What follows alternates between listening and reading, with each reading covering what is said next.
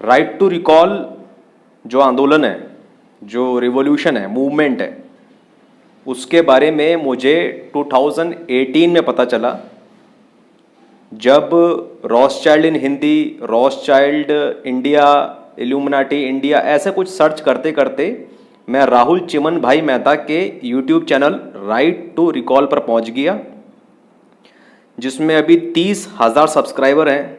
ये बहुत ही शर्म की बात है। तो मैं चाहूँगा कि हमारी कम्युनिटी के ज़्यादा से ज़्यादा लोग उस चैनल से जुड़ें। तो उस चैनल पर मैं इसलिए पहुंच गया था बिकॉज 2017 के एंड में मैंने एक वीडियो पोस्ट किया था जो कि one of the most viral videos है ऑन दिस यूट्यूब चैनल, वो रॉथस्चाइल्ड पार्ट 1। तो वो इतना ज़्यादा पॉपुलर हुआ कि रातों रात जो सब्सक्राइबर्स थे, नवंबर 2017 में सब्सक्राइबर्स थे 250 से 300, 400, 500 करते करते एकदम 1000 पहुंच गए रातों रात। और लोग मुझे आकर बताने लगे कि उन्होंने सुना था रॉथस्चाइल्ड के बारे में, तो ऐसे सर्च कर रहे थे रॉथस्चाइल्ड इन हिंदी, तो मेरा ही वीडियो सबसे ऊपर आया। तो मैं भी सर्च करते बैठा, तो वो जाके मुझे राहुल चिमन भाई मेहता का right to recall YouTube channel मिला। उसमें वो वीडियो मिला जिसमें था कि अंबानी, अडानी भारत की सरकार नहीं चलाते हैं, अब रॉकफेलर चलाते हैं, धनिक लोग चलाते हैं, एलिट चलाते हैं। तो इसका उसमें एक्सप्लेनेशन दे रखा था। बट ठीक है, मेरी अपनी स्पिरिचुअल यात्रा रही, उसके चलते मैं इसको नज़र में रखा था राइट टू रिकॉल को, बट मैं इस पर ज़्यादा ध्यान नहीं दिया। बट पिछले 3-4 दिन बीते, मुझे अचानक से सनक चढ़ी कि राइट टू रिकॉल के बारे में और जानना चाहिए, और अजमेर में कोई लोग हैं तो उनसे मिलना चाहिए। तो मैंने फेसबुक पोस्ट वगैरह डाला। अजमेर में एक भी व्यक्ति नहीं निकला जो राइट टू रिकॉल के बारे में जानता हो या कोई उसका कार्यकर्ता हो। अजमेर के करीब में भीलवाड़ा में बहुत सारे लोग मिले जो राइट टू रिकॉल से संबंध रखते थे, और उनके एक सबसे सक्रिय एक्टिविस्ट थे पवन शर्मा जूरी। पवन शर्मा और राहुल चिमन भाई मेहता ने मिलकर ये 200 पन्नों का मैनिफेस्टो लिखा है।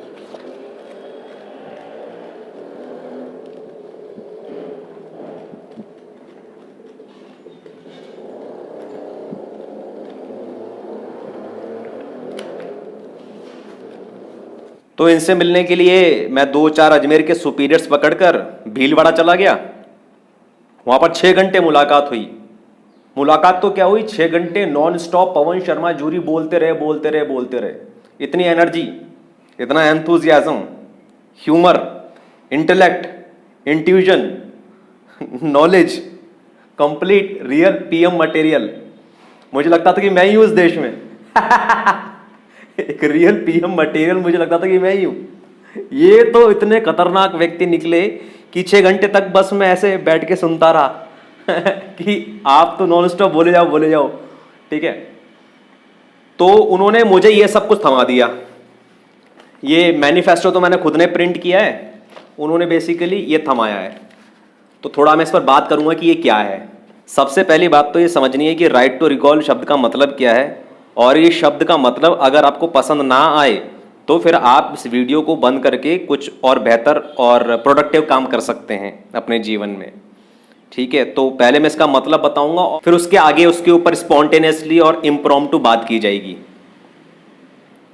तो राइट टू रिकॉल का मतलब है वापस बुलाने का अधिकार। किस किस को वापस बुलाने का अधिकार?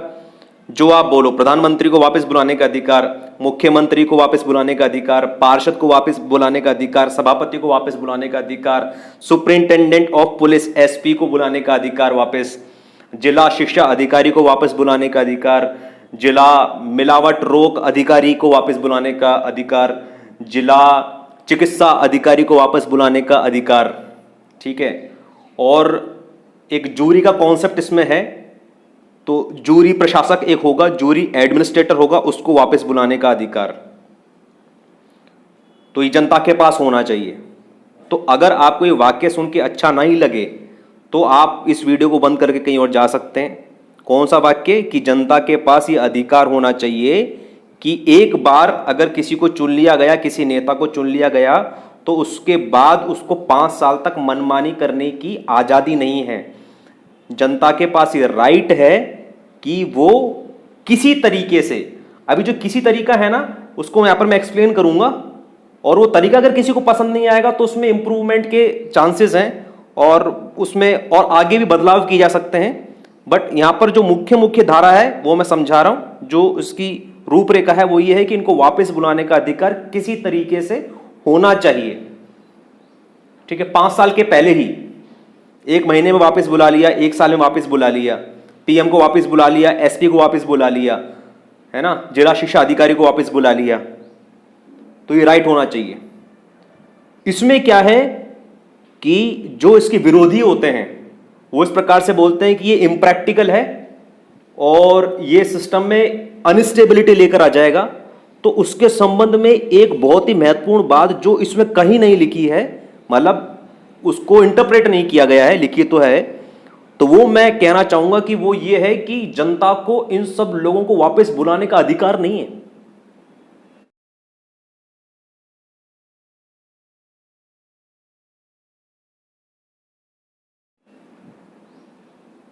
वास्तव में जनता के पास अधिकार है ही नहीं कि वो एसपी को वापस बुला ले या सीएम को वापस बुला ले या पीएम को वापस बुला ले। जनता सिर्फ और सिर्फ अपनी राय दे रही है कि हमको ये आदमी नहीं चाहिए, हमको वो आदमी चाहिए। तो बेसिकली राय देने का अधिकार है, अपनी स्वीकृति देने का अधिकार है। तो बेसिकली ये जो कानून है ये प्रशासन के अंदर, गवर्नेंस के अंदर जनता की भागीदारी बढ़ाता है, ऑफिशियली भागीदारी बढ़ाता है। वैसे तो बहुत भागीदारी है, आप बीजेपी के खिलाफ एक पेज निकाल लीजिए, आप मोदी के खिलाफ एक पेज निकाल लीजिए, आप केजरीवाल के खिलाफ एक पेज निकाल लीजिए, आप निजीकरण का विरोध करते रहिए, एक ये पोस्ट निकाल दीजिए, किताब निकाल दीजिए। इस प्रकार से फेसबुक पर, यूट्यूब पर, व्हाट्सएप पर खूब दमादम आप शेयरिंग करते रहिए। तो वो कोई विरोध करने का तरीका नहीं है, प्रॉपर कानूनी तरीका होना चाहिए। ठीक है, और ये जो कानून है ये प्रॉपरली गैजेट में छपना चाहिए। ये सबसे प्रमुख ऑब्जेक्टिव है राइट टू रिकॉल पार्टी का, कि इन्होंने जो जो भी कानून के ड्राफ्ट्स प्रपोज किए हैं वो गैजेट में छपने चाहिए। अभी गैजेट क्या होता है उसके बारे में हम बात करें, किसी को पता ही नहीं गैजेट क्या होता है इस दुनिया में। मुझे खुद को नहीं पता था, मुझे लगता था गैजेट तो गैजेटेड ऑफिसर होता है जिसकी फोटोकॉपी के ऊपर साइन करवाना होता है, बस इतना ही मैं जानता था, है ना। तो भारत का जो राजपत्र है उसके ऊपर ये छपना चाहिए। ये जो कानून के जो ड्राफ्ट्स इन्होंने प्रपोज किए हैं, राहुल चिमन भाई मेहता ने और पवन शर्मा जूरी ने मिलकर ये जो ड्राफ्ट प्रपोज किए हैं कानून के, ये उस गैजेट में छपने चाहिए। मैं लोकपाल का बिल ले आऊंगा और मैं राइट टू रिकॉल ले आऊंगा और मैं ये कर दूंगा वो कर दूंगा, इस प्रकार के वादे नहीं चाहिए। राइट टू रिकॉल, अगर आपका चुना हुआ विधायक, चुना हुआ सांसद काम ना करे, गालियां दे, सुने ना आपसे, मिले ना आपसे, तो 5 साल के लिए तो फंस गए हम लोग, कुछ कर ही नहीं सकते। हमारा ये कहना है कि राइट टू रिकॉल कई देशों में कि 5 साल अब इंतजार नहीं करेंगे। अगर वो ठीक से काम नहीं करता तो जनता इकट्ठी होगी, प्रस्ताव पारित करेगी और उसको निकाल देगी, जनता के हाथ में होगा। ये कानून आना चाहिए और मैनिफेस्टो में नहीं होना चाहिए। ये जो कानून है ये गैजेट में छपना चाहिए। तो जो गैजेट में छपेगा, गैजेट क्या है बेसिकली, पहले मैं गैजेट पर 2 शब्द पढ़ के सुना देता हूं। तो गैजेट या राजपत्र क्या होता है? गैजेट नोटिफिकेशन या राजपत्र अधिसूचना एक पुस्तिका है जिसका प्रकाशन प्रधानमंत्री एवं मुख्यमंत्री द्वारा हर महीने या जब भी जरूरत हो तब किया जाता है। गैजेट में अधिकारियों के लिए आदेश जारी किए जाते हैं। कलेक्टर आदि अधिकारी सिर्फ वही कार्य करते हैं जो गैजेट में लिखा होता है। अधिकारी को इस बात से कोई मतलब नहीं होता कि प्रधानमंत्री ने प्रेस में या भाषण में क्या कहा था। उदाहरण के लिए यदि प्रधानमंत्री प्रेस कॉन्फ्रेंस में या अपने पार्टी घोषणा पत्र में, मैनिफेस्टो में कहता है कि प्रत्येक परिवार को 20 लीटर केरोसिन मिलेगा, लेकिन यदि मंत्री ने गैजेट में 10 लीटर लिखा है तो कलेक्टर प्रत्येक परिवार को 10 लीटर केरोसिन ही देगा। यदि कलेक्टर आदि अधिकारी गैजेट का पालन नहीं करेंगे तो उनकी नौकरी जा सकती है। जन धन योजना और नोटबंदी का आदेश गैजेट में ही छापा गया था पहले। नोटबंदी का कानून गैजेट पे छापा गया था और उसके बाद उसको प्रेस में, उसके बाद उसको टीवी पर बोला गया था। ठीक है, अखबारों, गैजेट बहुधा अखबारों आदि में छपता रहता है। गैजेट का एक नमूना दिया गया है। ठीक है, तो गैजेट में ये कानून छपना चाहिए और ऐसा ये आरटीआर पार्टी के जरिए ही मुझे मालूम चला है कि इस गैजेट में इस कानून के छपने के लिए कोई संसद में कोई बिल पास होने की, कोई कॉन्स्टिट्यूशन में बदलाव लाने की कोई जरूरत नहीं है। सिर्फ गैजेट में लिखा और ये अगले दिन से कानून बन गया। ठीक है, अभी गैजेट में छपेगा क्या, ठीक है, वो कानून क्या होगा, तो वो कानून है बेसिकली इस कागज में। ठीक है, तो ऐसे और भी बहुत सारे कानून हैं। एक कानून को मैं एक रफली एक्सप्लेन करता हूं, कानून कैसा होगा, गैजेट में क्या छापा जाएगा। तो इसका टाइटल है सरकारी अधिकारियों को प्रजा के अधीन करने के लिए प्रस्तावित कानून, right to and punish government officers, right to expel government officers, basically rego, REGO, right to expel government officers. तो ये कानून शुरू होता है बेसिकली धाराओं से। इसमें यहां पे धारा है, धारा 1 से लेकर 4 है, उसके बाद धारा 5, 6, 7, 8, 9, फिर 9.1, 9.5 करते हुए 10, 10.1, 10.2 करते हुए 11, 12, 13, 14, उसके बाद ये 14.1, 2, 3, 5 करते हुए 15.1, 15.2, ये कानून खत्म हो गया। ये कानून यहां से शुरू हुआ, ठीक है, ये पन्ना और ये पन्ना, ये कानून खत्म हो गया। ये कानून गैजेट में छपना चाहिए। क्यों छपना चाहिए? क्योंकि इस कानून के जरिए लोगों को अधिकार मिलेगा कि वो उन सरकारी अधिकारियों को वापस बुला लें अपने पद से। और सिर्फ अपने पद से बुलाया नहीं जा रहा है, उनकी जगह कौन सा आदमी लगना चाहिए यह भी बताया जा रहा है। और जनता के सिर्फ ऐसे कह देने मात्र से कि भाई इसको हटाओ और इसको लगाओ, ऐसा हो नहीं जाएगा। जनता इसमें अपनी स्वीकृति और असहमति दे रही है बस। उसके बाद जो अंतिम निर्णय होगा वो प्रधानमंत्री का होगा या मुख्यमंत्री का होगा, ये जिस भी स्तर पर बात की जा रही है उस सबसे ऊपर के मंत्री का होगा। ठीक है, तो ये कानून को मैं थोड़ा थोड़ा पढ़ता हूं, पूरा नहीं पढ़ के सुना पाऊंगा बिकॉज समय की सीमा है। कानून का जो पहला पॉइंट है, जो पहली धारा है, इस कानून के गैजेट में छपने के 30 दिनों के भीतर प्रत्येक मतदाता को एक वोट वापसी पासबुक मिलेगी।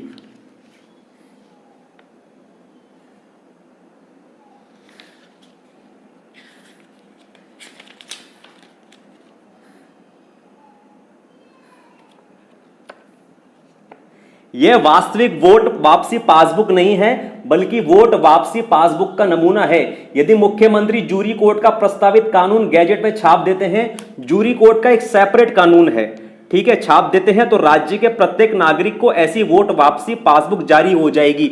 बेसिकली ये आपका एक सरकारी और कानूनी दस्तावेज प्लस अधिकार बन जाएगा, जैसे राशन कार्ड होता है।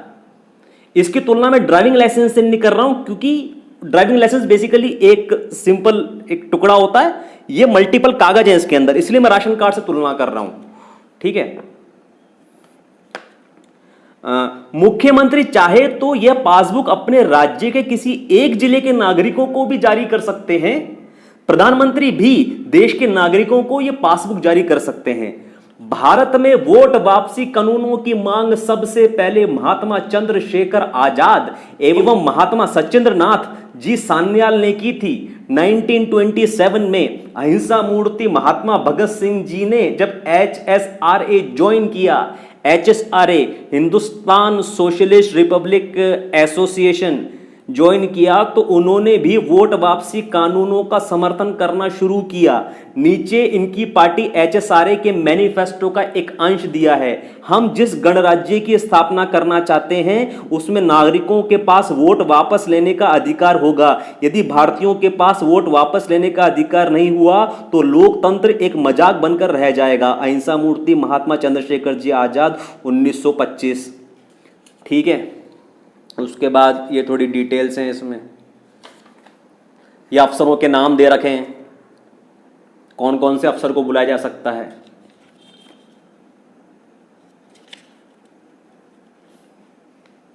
ये देखिए,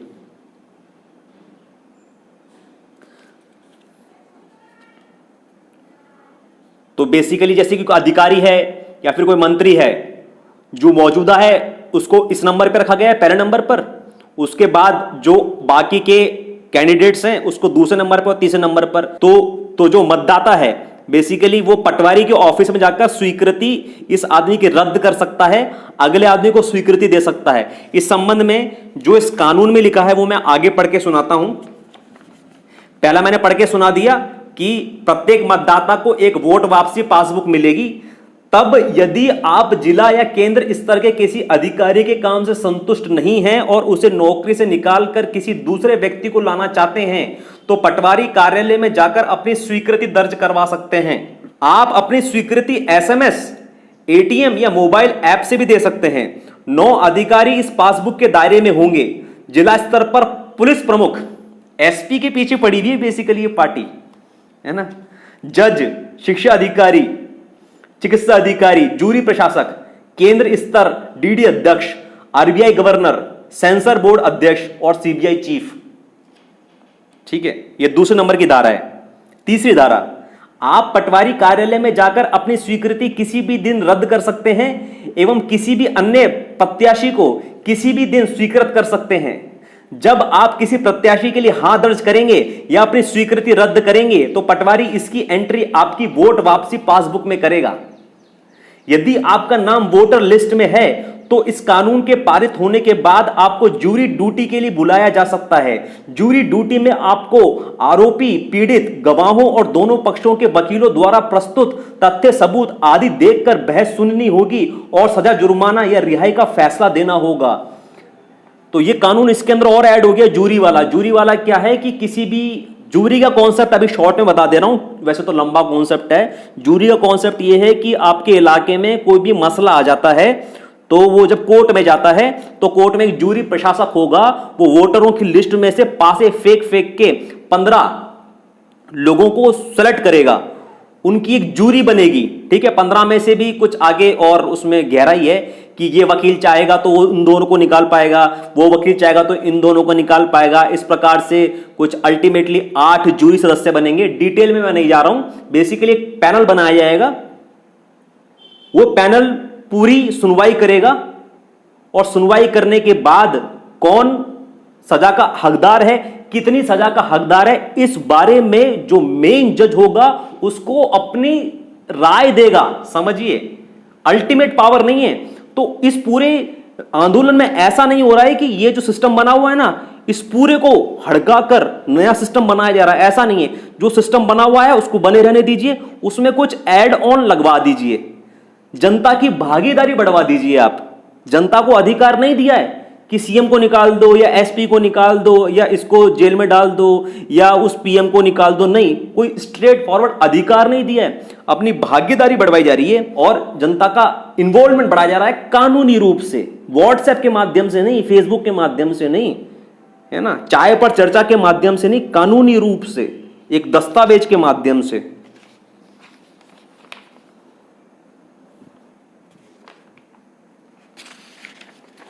ठीक है, शॉर्ट में समझा दिया मैंने कि जनता को कोई व्यक्ति पसंद है या कोई व्यक्ति नापसंद है, इसके बारे में स्वीकृति और अस्वीकृति वो पटवारी कार्यालय में किसी तरीके से, जो तरीका है वो या तो एसएमएस का है या मोबाइल ऐप का है या पोस्ट कार्ड के जरिए है, ट्विटर के जरिए है, अलग अलग तरीकों से है और बाद में जाके और भी तरीके आ सकते हैं और हर एक तरीके पर बेसिकली कुछ ना कुछ क्रिटिसिज्म है, फिर उसका जवाब है। तो गहराई बहुत है, मैं मोटी मोटी बातें यहां पर लेकर चल रहा हूं।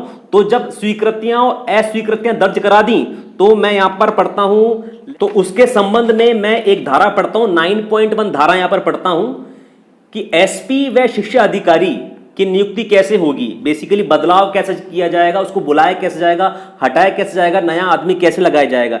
यदि जिले की मतदाता सूची में दर्ज सभी मतदाता, ना केवल जिन्होंने स्वीकृति दर्ज की है सिर्फ वे नहीं, सभी मतदाताओं के 50% से अधिक मतदाता यदि उम्मीदवार के पक्ष में हाथ दर्ज करते हैं तो मुख्यमंत्री इस्तीफा दे सकते हैं। ये मुख्यमंत्री को इस्तीफा कहां से दिया जा रहा है? मुख्यमंत्री के खिलाफ अगर बात जा रही है, जो मुख्यमंत्री एग्जिस्टिंग है उसके अलावा किसी और के लिए 50% से अधिक लोगों ने स्वीकृति दे दी है तो उसके बाद भी मुख्यमंत्री है ना जो एग्जिस्टिंग, वो इस्तीफा दे सकता है। ये जनता का जो निर्णय है, ये अंतिम निर्णय नहीं है। ठीक है, इसलिए हम सिस्टम को पूरी तरीके से नहीं बदल रहे हैं, हम सिस्टम में कुछ ऐड ऑन लगा रहे हैं, कुछ एक्स्ट्रा फैसिलिटीज दे रहे हैं ताकि जनता की भागीदारी बढ़े, है ना। तो मुख्यमंत्री इस्तीफा दे सकते हैं या सबसे ज्यादा स्वीकृति प्राप्त करने वाले व्यक्ति को उस जिले में अगले 4 वर्ष के लिए नया जिला पुलिस प्रमुख या शिक्षा अधिकारी नियुक्त कर सकते हैं। ठीक है, एक तो खुद पर बात आ गई, या फिर अगर ये एसपी के बारे में बात चल रही है या शिक्षा अधिकारी के बारे में बात चल रही है तो उसको अगले 4 वर्ष के लिए नया एसपी बना सकते हैं या फिर नया शिक्षा अधिकारी नियुक्त कर सकते हैं। यहां पर भी कर सकते हैं बोला है, कानून नहीं है कि मतलब जनता ने बोल दिया तो हटाओ, कर सकते हैं। नियुक्ति के बारे में अंतिम फैसला मुख्यमंत्री ही करेंगे। यदि दिल्ली पुलिस प्रमुख का कोई उम्मीदवार 50% से अधिक स्वीकृति प्राप्त कर लेता है, कोई एसपी का कोई दूसरा उम्मीदवार जो कि एग्जिस्टिंग एसपी नहीं है, कोई और प्राप्त कर लेता है 50% से अधिक स्वीकृतियां, तो दिल्ली के मुख्यमंत्री प्रधानमंत्री को चिट्ठी लिख सकते हैं और दिल्ली पुलिस प्रमुख की नियुक्ति का अंतिम फैसला प्रधानमंत्री ही करेंगे। ठीक है, तो बेसिकली ये कानून कैसे आएगा? इस कानून को लाने के लिए अगर प्रधानमंत्री के लेवल का कानून है या मुख्यमंत्री के लेवल का कानून है, प्रधानमंत्री भी गैजेट में छाप सकता है, मुख्यमंत्री भी अपने स्टेट के लिए गैजेट में छाप सकता है, तो उन मुख्यमंत्री पर या फिर उस प्रधानमंत्री के ऊपर आपको दबाव बनाना पड़ेगा। वो दबाव बनाने का जो तरीका है, वो मुख्य जो 2 तरीके हैं जो इन्होंने आरटीआर वालों ने सुझाए हैं, वो ये है कि ये तो एक बुकलेट है कानून की, हर एक कानून की अलग अलग बुकलेट है। इस बुकलेट के ऊपर ये ऐसे है, इस बुकलेट के ऊपर आपका नाम, आपका पता वगैरह वगैरह, मुख्यमंत्री कार्यालय में ये बुकलेट जाएगी और यहां पर 4 रुपए का स्टाम्प लग जाएगा। और इसके अंदर पहले मैंने आपको बता ही दिया कि कानून कैसे छपे हुए हैं। ये धारा 1, धारा 2 छपी हुई है, फिर धारा 3, 4 और 15, 17, 20 तक 20 धाराएं इसमें छपी हुई हैं। ये एक पर्टिकुलर कानून है। इस कानून का नाम है भीलवाड़ा का स्थानीय प्रशासन सुधारने के लिए प्रस्तावित कानून। इसको गैजेट में छापा जाए। गैजेट में कैसे छपेगा? इसको आपको पोस्ट करना पड़ेगा। ठीक है, तो या तो आप इसको पोस्ट कीजिए या फिर आप मुख्यमंत्री जी को पोस्ट कार्ड भी भेज सकते हैं। पोस्ट कार्ड में ये लिखें इन्वर्टेड कॉमास में, मुख्यमंत्री जी कृपया भीलवाड़ा जूरी पंचायत कानून गैजेट में छापें, hashtag Bhilwara jury panchayat, hashtag vote वापसी पासबुक। ठीक है, तो इन 2 में से कोई एक काम करें। ये मुझे भी करना है, मैंने अभी तक किया नहीं है। तो इस कानून को लाने के लिए एक तो ये 2 में से एक काम करने हैं। जो व्यक्ति इसका समर्थन करता है उसको ऐसे मुंह से बोल दिया कि हाँ मैं समर्थन करता हूं, वीडियो लाइक कर दिया, शेयर कर दिया, तो उससे नहीं होगा। हवा में नहीं हो रही अब सारी बात। अल्टीमेट उद्देश्य कानून गैजेट में छपना चाहिए, उसके लिए चिट्ठी भेजी जाएगी या ये बुकलेट भेजी जाएगी। ठीक है, या फिर आप चुनाव में खड़े हो सकते हैं। तो अजमेर के जो आने वाले पार्षद के चुनाव हैं, मैं उसमें खड़ा होने वाला हूं, ये डन है।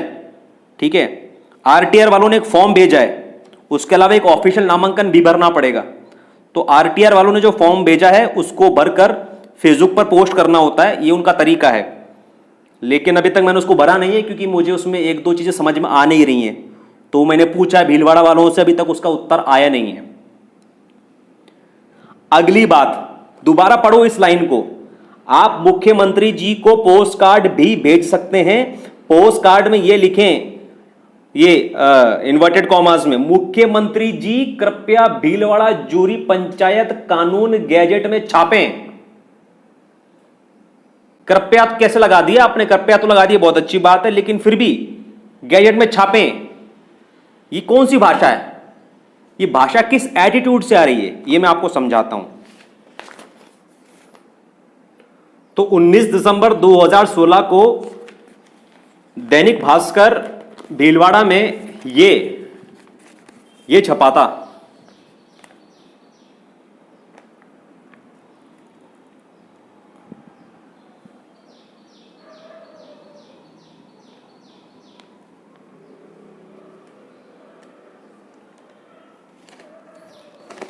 काला धन नोटबंदी का तमाशा versus right to recall group द्वारा प्रस्तावित वास्तविक समाधान।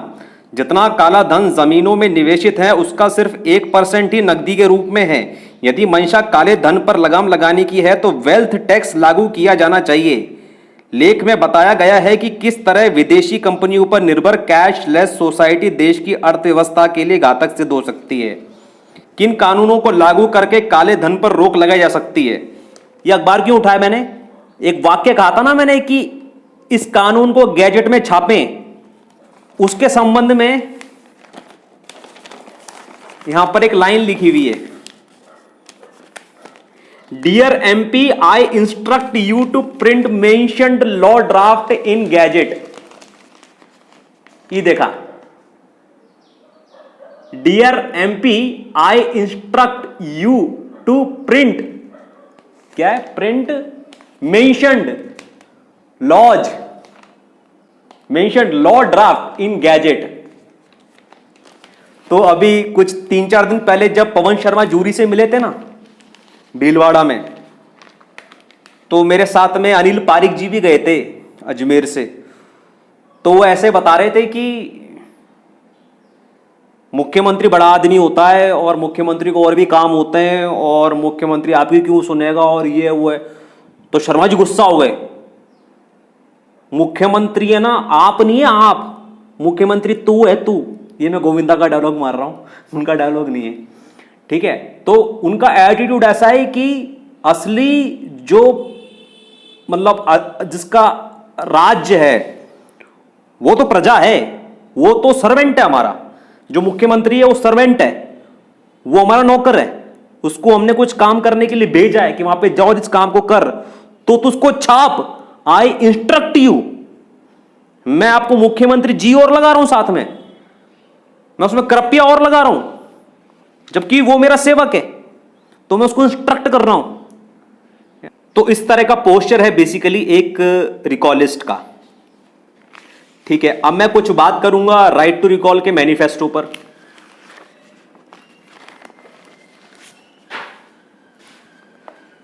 तो राइट टू रिकॉल का मैनिफेस्टो है 200 पेजेस का। सबसे ऊपर लिखा है, राजा को प्रजा के अधीन होना चाहिए वरना वह प्रजा को लूट लेगा और राज्य का विनाश होगा। महर्षि दयानंद सरस्वती, सत्यार्थ प्रकाश, षष्ठ समोल्लास। यदि भारत के नागरिक प्रधानमंत्री को पुलिस, अदालतें एवं कर प्रणाली सुधारने के लिए आवश्यक कानून लागू करने हेतु पोस्ट कार्ड व ट्वीट भेजना शुरू करें तो जल्द ही भारत की सेना को अमेरिकी सेना के बराबर ताकतवर बनाया जा सकता है। ये जो मैनिफेस्टो है, जो अरविंद केजरीवाल की लिखी हुई स्वराज है, जो कि बहुत ही घटिया बुक है, और उसके बाद कोहाड़ साहब की लिखी हुई बैंकों का मायाजाल है, जो कि एक महान किताब है, उससे भी महान ये दस्तावेज है, ये राइट अप है, ठीक है। तो वैसे तो मैंने इसको पूरा नहीं पढ़ा है, बट आधे से ज़्यादा पढ़ चुका हूं, लेकिन सब पर बात नहीं की जा सकती क्योंकि हर एक जगह गहराई है और समय की सीमा है। But I encourage you to download this manifesto and read it on your own. इसमें से जो कुछ कुछ क्रांतिकारी बातें हैं वो मैं आपके सामने रखूंगा। राइट टू रिकॉल आंदोलन की शुरुआत श्री राहुल चिमन भाई मेहता ने की थी। उन्होंने 1990 में आईआईटी दिल्ली से कंप्यूटर साइंस में इंजीनियरिंग और 1992 में अमेरिका से रटगर्स यूनिवर्सिटी से मास्टर ऑफ साइंस की डिग्री हासिल की। 1990 से 1999 तक अमेरिका में अपने प्रवास के दौरान उन्होंने अनुसंधान किया कि पुलिस, अदालतों व टैक्स के बेहतर कानूनों की वजह से अमेरिका, ब्रिटेन जैसे देश भारत व शेष देशों से तकनीकी उत्पादन के क्षेत्र में बहुत आगे निकल गए।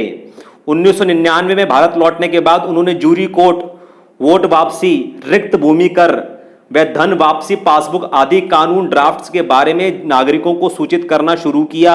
मेहता जी ने 2010 में पार्टी की मैनिफेस्टो का पहला संस्करण प्रकाशित किया, जिसे आप यहां से डाउनलोड कर सकते हैं। इस मैनिफेस्टो के 3 खंड हैं, खंड 1, खंड 2, खंड 3, ठीक है। तो मैं उन खंडों के इंडेक्स के टाइटल पढ़ूंगा और थोड़ी थोड़ी बात करूंगा। तो खंड 1 का पहला चैप्टर है रिकॉलिस्ट के बारे में। रिकॉलिस्ट कौन होते हैं, क्यों हम साधारण नागरिक रिकॉलिस्ट बन गए, अमेरिका चीन का किला तोड़ने के लिए भारत का इस्तेमाल ऊंट की तरह कर रहा है, राइट टू रिकॉल पार्टी का संक्षिप्त परिचय, पेड मीडिया कैसे काम करता है और इसके प्रायोजक कौन है, पेड मीडिया के अंग, पेड मीडिया क्यों कहा जाता है, ये महत्वपूर्ण बात है। पेज नंबर 15 से 23 के बीच में चलें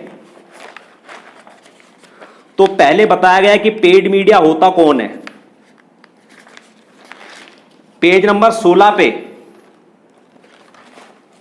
यह बता रखा है पेड मीडिया कौन कौन होते हैं। तो एनसीईआरटी की किताब हो गई, 11वीं 12वीं की किताब, कॉलेज की किताब, फिर इंडिया टुडे, फिर इस प्रकार की एंटरटेनिंग मूवीज और इस प्रकार की बायोग्राफी टाइप की मूवीज, फिर ये मैगजीन हो गई, फिर ये चैनल हो गए, अखबार हो गए। तो ये हो गया पेड मीडिया होता कौन है।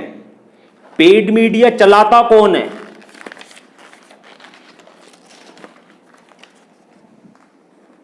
रेथॉन, लॉकहीड मार्टिन्स, बोइंग, नॉर्थरॉप ग्रुमान, ये सब हथियार कंपनियां जिसके बारे में रॉथस्चिल्ड पार्ट 2 में बात की गई थी, है ना। बैंक, महंगाई और युद्ध का एकमात्र कारण, ठीक है। तो जो पेड मीडिया चलाता है वो सबसे शक्तिशाली जो संगठन है, जो कह सकते हैं एक एंटिटी है, वर्ग है, वो ये हथियार कंपनियां हैं। सारा गेम हथियार का है बेसिकली। शर्मा जी ने हथियारों के बारे में बहुत अच्छी बात बताई थी, समय मिलेगा तो बताऊंगा।